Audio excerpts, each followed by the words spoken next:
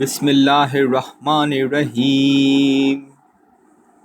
Auzu billahi minash shaitanir rajim. Chapter 24 of the Holy Quran, Surah Al-Nur, Light. In the name of Allah, the most gracious, the most merciful. This is a chapter which we have revealed and which we have made obligatory. We have sent down clear revelations in it, so that you may take heed. Flog the adulteress and the adulterer, each one of them, with 100 lashes. Let no pity for them cause you to disobey Allah.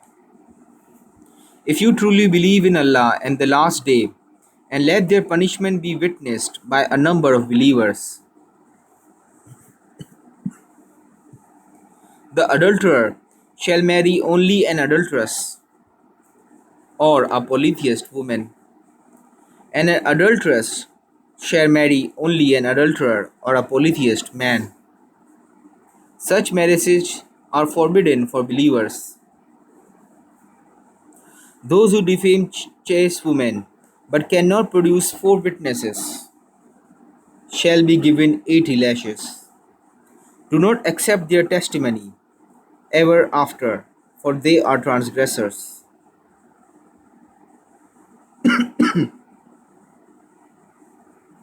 Save those who afterwards repent and make amends.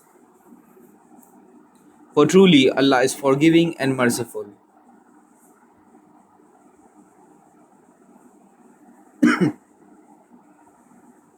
One who accuses his wife and has no witnesses except himself shall swear 4 times by Allah that his charge is true,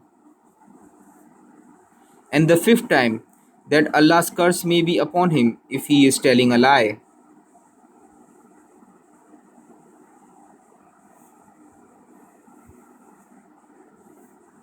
The wife shall receive no punishment if she bears witness 4 times in the name of Allah that her husband has lied,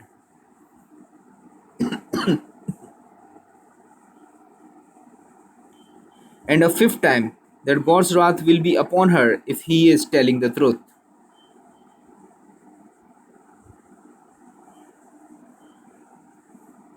Were it not for God's grace and His mercy upon you, you would have come to grief, and Allah is wise, acceptor of repentance.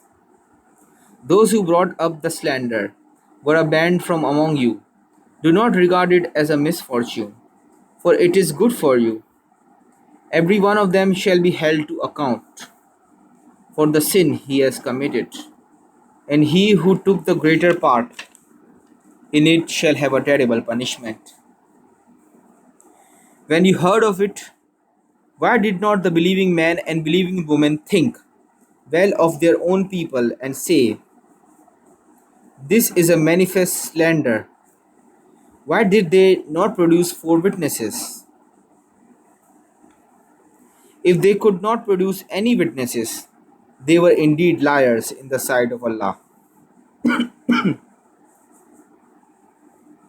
Had it not been for the grace of Allah and His mercy on you in this world and the hereafter, a terrible punishment would have afflicted you for your plunging headlong into slander.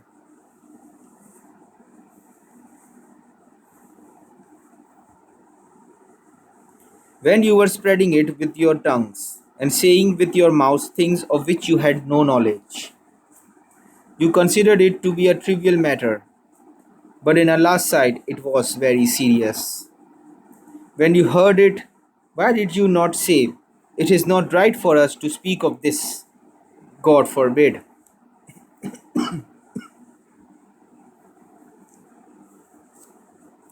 This is a monstrous slander.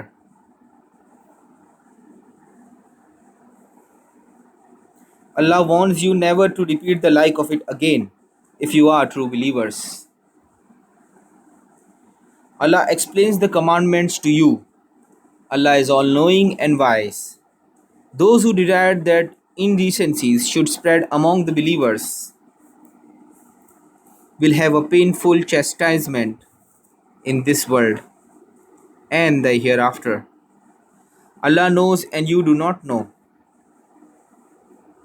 But for the grace of Allah and His mercy upon you, and were not God compassionate and merciful, you would have come to grief.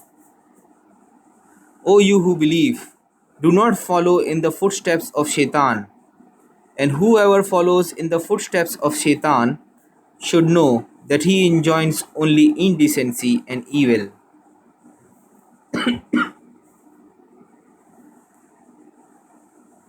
But for the grace of Allah and His mercy upon you, not one of you would ever be purified, but Allah purifies whom He pleases.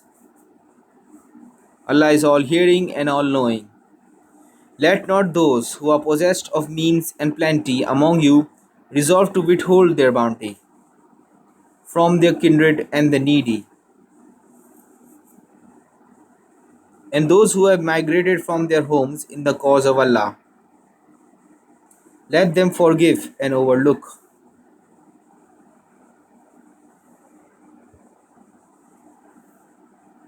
Do you not wish Allah to forgive you? Allah is forgiving and merciful. Truly those who excuse, chase, unwary, believing women are cursed in this world and the hereafter. For them awaits a terrible chastisement, when their own tongues, hands, and feet shall bear witness against them about what they did. On that day, Allah will justly require them, and they will realize that Allah is the truth that makes all things manifest. Corrupt women are for corrupt men, and corrupt men are for corrupt women. Good women are for good men, and good men are for good women.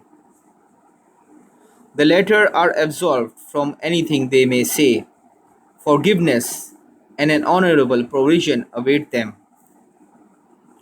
Believers, do not enter other people's houses until you have asked their owners permission and greeted them.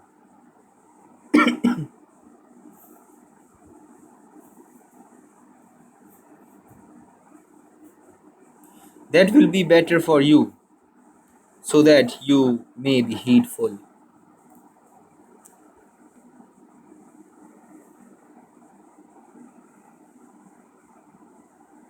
If you find one at home, do not go in until permission has been granted you.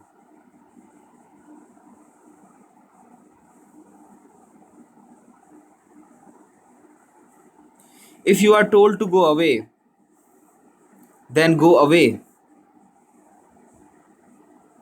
That is more proper for you. Allah knows well what you do. There is nothing wrong in your entering uninhabited houses, if that serves a useful purpose. Allah knows all that you do openly.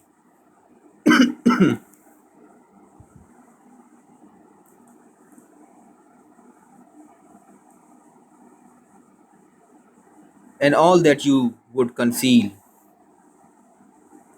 Tell believing men to lower their gaze and remain chaste. That is purer for them. Allah is aware of what they do. Say to believing women that they should lower their gaze and remain chaste, and not to reveal their adornments, save what is normally apparent thereof, and they should fold their shawls over their bosoms.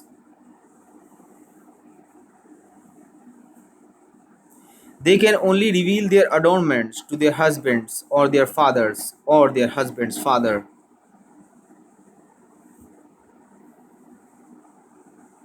or their sons or their husband's sons,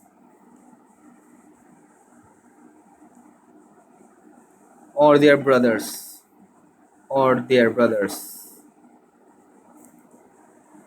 or their brother's sons or their sister's sons, or maidservants, or those whom their right hands possess, or their male attendants who have no sexual desire or children, who still have no carnal knowledge of women, nor should they swing their legs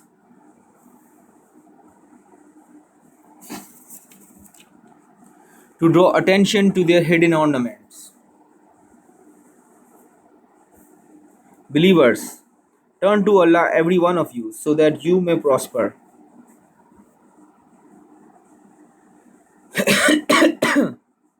Marry those among you who are single, and those of your male and female slaves who are fit for marriage. If they are poor, Allah will provide for them from His bounty. For Allah's bounty is infinite, and He is all knowing. Those who do not have the means to marry should keep themselves chaste until Allah grants them enough out of His bounty.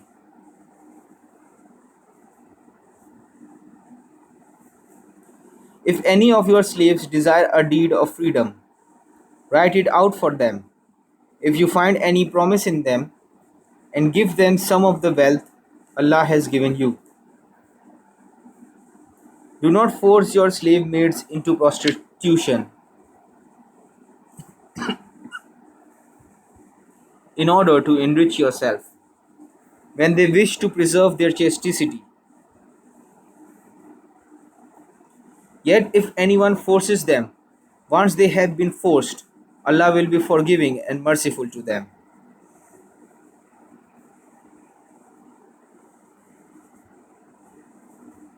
We have sent down clear revelations to you and the example of those who have passed away before you, and an admonition for the God-fearing.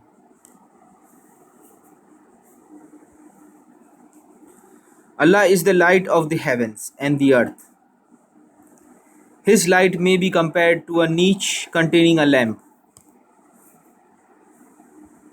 The lamp inside a crystal of star-like brilliance, lit from a blessed olive tree, neither of the east nor of the west. The luminous oil is as if ready to burn without even the fire touching it.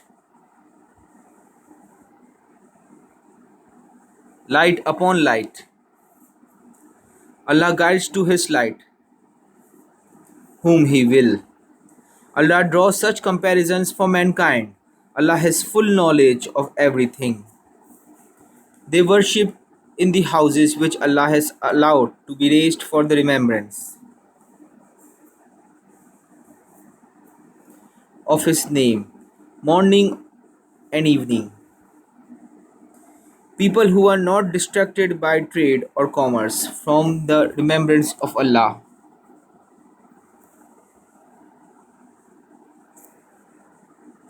And the observance of prayer and the payment of the zakat. Fearing a day when hearts and eyes will be convulsed, so that Allah may reward them according to the best of their deeds, and give them more out of His bounty. Allah provides for whoever He wills, without measure. As for those who deny the truth, their works are like a mirage in a desert. The thirsty traveler thinks it to be water, but when he comes near, he finds it to be nothing. He finds Allah there, who pays him his account in full. Allah is swift in His reckoning.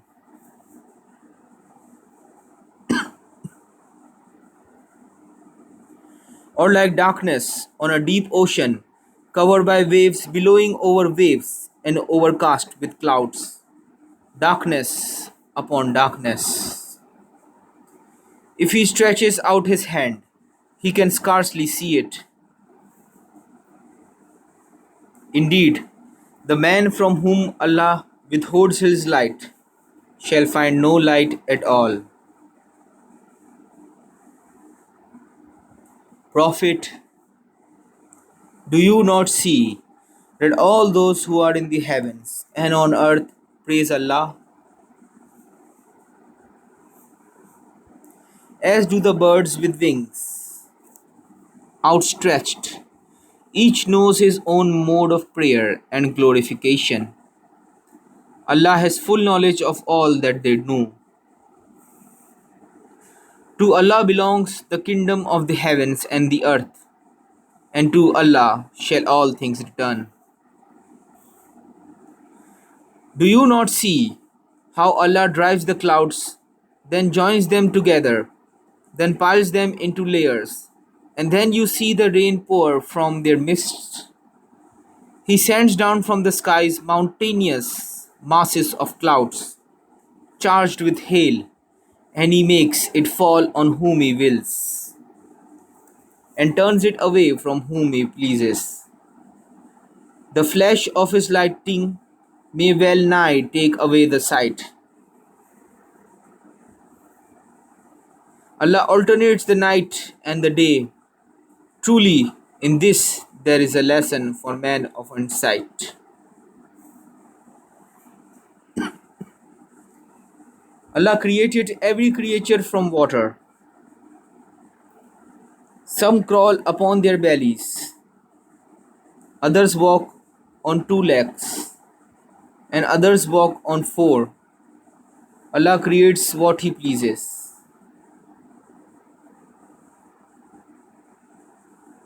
He has power over all things. We have sent down revelations clearly showing the truth. Allah guides whom He wills to the straight path. They say, "We believe in Allah and in the Messenger, and we obey." But then, even after that, a group of them will turn away. Those are surely not believers.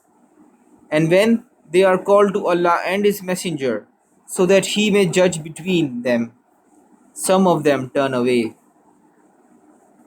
But if the truth happens to be to their liking, they are quite willing to accept it. Is there a sickness in their hearts, or are they full of doubt? Or do they fear that Allah and His Messenger will be unjust to them? The truth is that they themselves are wrongdoers. The response of the believers when they are called to Allah and His Messenger in order that He may judge between them is only, "We hear and obey." It is they who will prosper. Those who obey Allah and His Messenger and fear Allah and are mindful of their duty to Him are the ones who will triumph. They swear firm oaths by Allah that if you command them to march forth, they will obey you. Say, do not swear your obedience, not your oaths will count. Allah is well aware of all your actions. Obey Allah and obey the Messenger. If you turn away, then He is responsible for what He is charged with, and you are responsible for what you are charged with.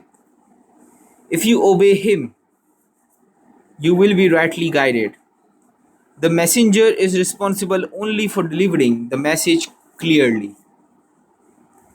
Allah has promised to those among you who believe and do good works that He will surely grant them power in the land, as He granted to those who were before them, and that He will surely establish for them their religion, which He has chosen for them. He will cause their state of fear to be replaced by a sense of security. Let them worship me and associate no other with me. Whoever still chooses to deny the truth is truly rebellious. Attend to your prayers and pay the zakat, and obey the Messenger, so that you may be shown mercy. Do not think that those who deny the truth can frustrate our plan on earth. Their abode shall be hell, and it is indeed an evil resort.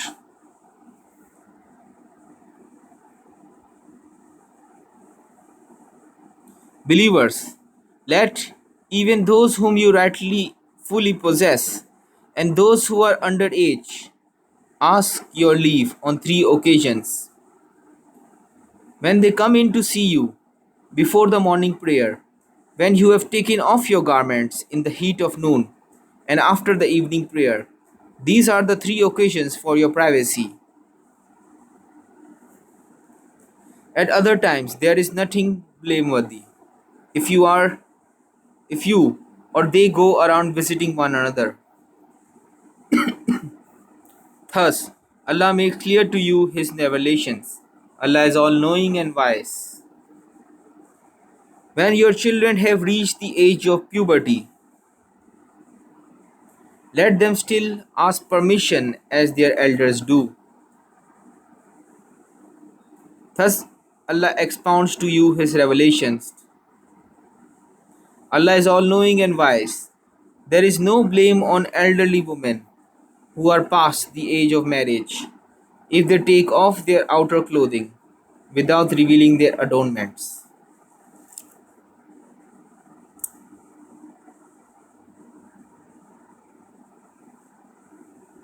But it would be better for them to guard themselves. Allah is all hearing, all knowing.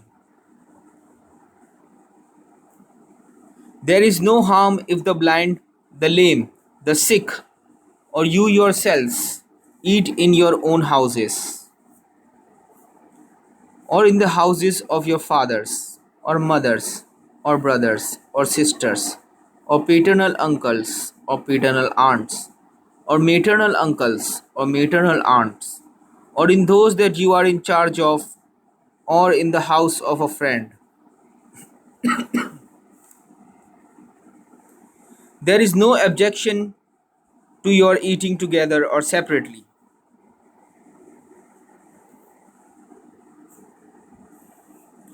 But when you enter houses, salute one another with a greeting of peace, a greeting from your Lord full of blessings and purity. Thus does Allah expound to you His commandments so that you may understand. They only are true believers who believe in Allah and His Messenger. When they are with Him on some matter of common concern, they should not depart until they have asked Him for permission to do so. Those who ask you for such permission are the ones who truly believe in Allah and His Messenger. When they ask you for permission to attend to some affair of their own, then grant it to whoever you please, and seek forgiveness from Allah for them. Allah is forgiving and merciful.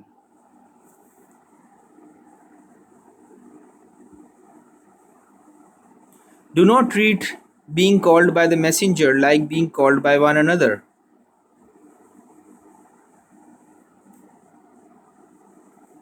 Allah knows those of you who slip away on some pretext.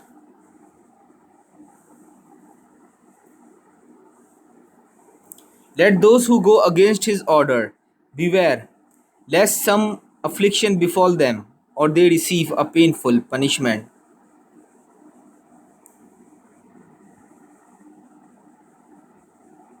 Surely, whatever is in the heavens and on the earth belongs to Allah. Allah knows well what condition you are in. On the day when they return to Him, He will declare to them all that they have done. Allah has full knowledge of all things. End of Surah Nur. Al-Nur, the light. Verse 64.